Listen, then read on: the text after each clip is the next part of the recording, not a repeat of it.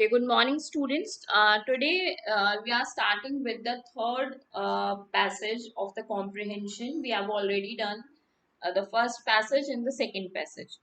So I'm reading it, I'll explain it to you, and then we will answer the questions that are given at the end of the passage on the basis of the information that is given in the passage. St. Francis was born in the town of Assisi in Italy. His father was a wealthy merchant, but St. Francis gave up wealth and chose to be poor. He decided to live among the poor so that he could help people in need. So this is the story about a boy whose name was Saint Francis. He was born in Italy. His father was a very wealthy merchant. Merchant means the one who is involved in business, selling and buying of the things. His father was a very rich merchant. They were wealthy, but Saint Francis gave up all his wealth. He was not interested in the wealth or the luxury that were available to him at his father's place, and he chose to be poor, and he preferred to live with the poor people of the society. He decided to live among them so that he could help the poor people. Like we have discussed, we knew about Gautam Buddha, that he was also the son of a king. He was living in the palace. He has a very beautiful wife. But once he realized the truth of the life, he left all the things behind. So, somewhat the similar situation. St. Francis went about barefoot, tending the poor and sick. He was not even wearing any kind of footwear when he went to the poor and the sick people to help them. He made many friends on his journey. He felt that everything and every creature belonged to God's great family. The animals were his brothers and the birds his little sisters. He would talk to them and they seemed to understand all he said. Now he started living with the poor and he went there barefooted, means he was not wearing any kind of footwear. And on his journey, while he was moving from one place to the other, he made a number of friends, and he believed, he has so much faith in the God, and he felt that everything that was created by the God is one member of the God's great family. It's not about the men or women only, it's not about the human beings only, but the animals or the birds are or any creature is created by the God, and that's why they are the part of the family of the God. So there he said, and he used to treat the animals and birds as his sisters and brothers respectively. Animals as brothers and birds as little sisters. And he used to have conversation with them, and it seemed that they understand all what he was saying. He used to talk to the animals and bird, and if you look at both of them, you will realize that the animals are understanding what the Saint Francis was saying. When Saint Francis went to the town of Gubbio, he found the people in great distress. A fierce wolf roamed in nearby forest and carried off not only sheep and lambs but also little children.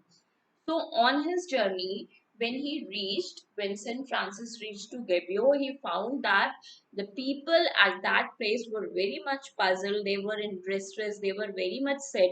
And what was the reason for that? A fierce wolf means an aggressive wolf used to come to that city, and he used to carry off not only the sheep or the lamb, means not only the animals, but also the little children of the human beings. So that's why the people were very much sad. They were in so much fear. St. Francis offered to help and went alone towards the forest. Now, what did St. Francis do? He offered to help them, that he could help them to get rid of that wolf, and he alone moved towards the forest. The people feared of his safety. He reached the wolf's den. When the wolf saw him, it sprang forward and was about to leap upon him. Brother Wolf, said Francis, I command you in the name of the Christ to do no more harm to anyone. Now, when St. Francis decided to went to the forest and he moved from there, the people of that place was worrying for his safety, because the wolf was very much aggressive. But St. Francis did not have any fear, because he considered the animals as his brother. So he reached in front of the wolf's den, and when the wolf saw him, because of his very nature, the wolf was about to attack on St. Francis. Sprang is the second form of spring, means he took a move to attack on the St. Francis, but at the same time, St. Francis told him, he called him, he addressed him as brother, brother Wolf, and he asked him that for the God you should not harm the people now on. You should not harm anyone. Then the wolf came near and lay down at St. Francis' feet. He said, Brother Wolf, you must make peace with the people of the Gubbio. You must promise never to harm them again. They, in their turn, will always give you food. Now, when the St. Francis addressed the wolf as his brother, what happened? Instead of making any attacking move over St. Francis, the wolf came near to him and he laid down. Now, St. Francis told to the wolf that from now onwards you should not create any problem, or you should not harm anyone uh, among the people there at that place, and you should make a promise to me, and in return of that, the people of that place, the people of Gubbio, will provide you the food. The wolf wagged its tail means he showed his willingness for the same. Lifting its paw, put it into St. Francis' hand as a sign that it had given its promise.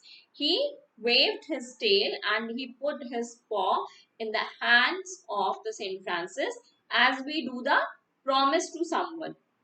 So it was the symbol of the same, that he promised to St. Francis that he would not harm the people again. Then St. Francis led the wolf to the town. All the people gathered in the marketplace. My brothers, he said to the people, do you promise to give food to Brother Wolf every day? We do, they replied. Turning to the wolf, Francis said, do you also promise these people to do them no harm? The wolf put its paw again into St. Francis' hand as a sign of promise. The wolf kept its promise. The people were grateful to St. Francis. The wolf lived among them and they fed it daily. Now, after that, what happened? Now, when the wolf made the promise to St. Francis took the wolf to the city. Then all the people gathered at the marketplace, and again he said to the people that he asked the people that are you people ready to feed him every day, to provide the food to the wolf every day? The people of that city agreed. Then he turned towards the wolf. Now he asked to the wolf, do you agree, do you promise not to harm anyone in the city? So the wolf repeated the same action again. He put his paw in the hands of the Saint Francis to show that he was promising for that thing, and they both agreed for that thing. And both of them, the people of the city and wolf, kept their promise. The wolf you started living among those people, and they used to provide the food to the wolf every day. This is the story. Now, coming to the question answer, here this is given: complete these sentences. The exercise that is given after this passage is asking to complete the given sentences only. The first sentence is: Saint Francis decided to live among poor people because he could help the people in need. For the first, because he could help the people in need. Now, the second one, he looked upon the animals and birds as his brothers and sisters, respectively.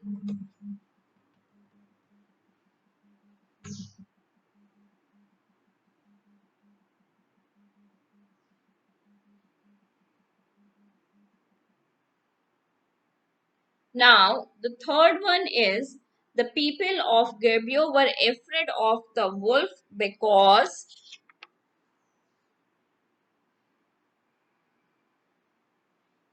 the wolf carried off, because the wolf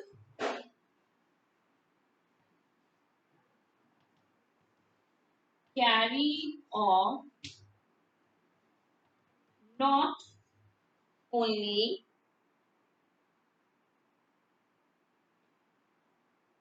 sheep and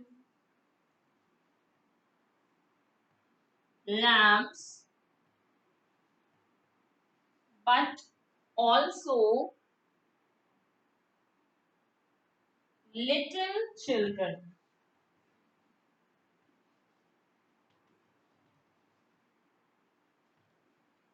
The next one is: when the wolf was about to leap upon him, Saint Francis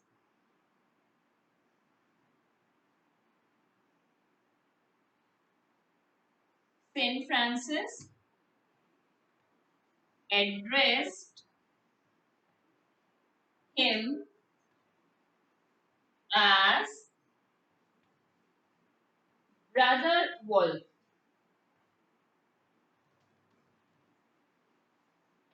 Or you can write the complete sentence, whatever the Saint Francis told to the wolf. These are the four answers.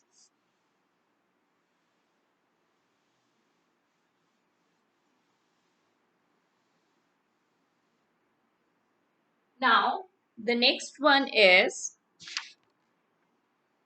fifth. The wolf put its hand into Saint Francis' hand. This means that he, or the wolf,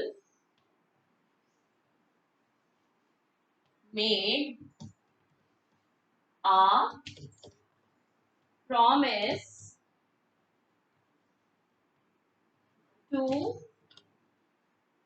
the Saint Francis.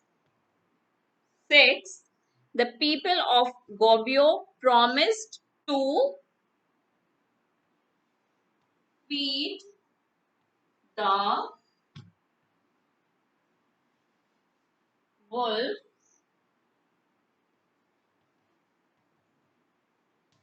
every day.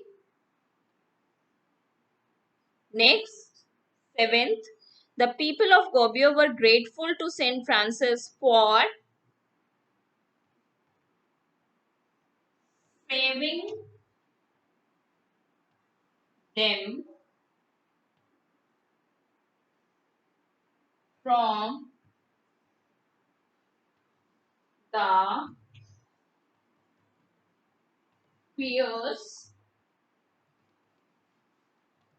wolf. So here you just have to complete the given sentences, the incomplete sentences given, and you have to complete the sentence. So these are the answers for all the questions, the seven incomplete sentences that are given here.